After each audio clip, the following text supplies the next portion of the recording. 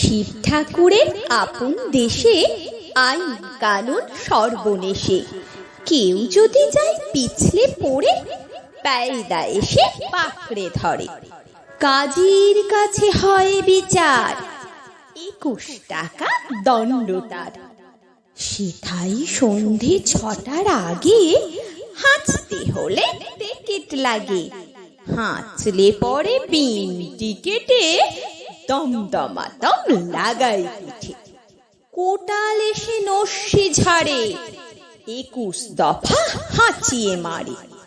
কারুর যদি দাঁতটি নড়ে, 4টি টাকা মাসুল ধরে।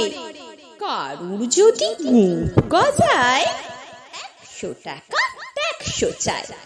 খুঁচিয়ে পিঠে গুজিয়ে ঘাড়, সেলাম ঠোকায় 21 বার।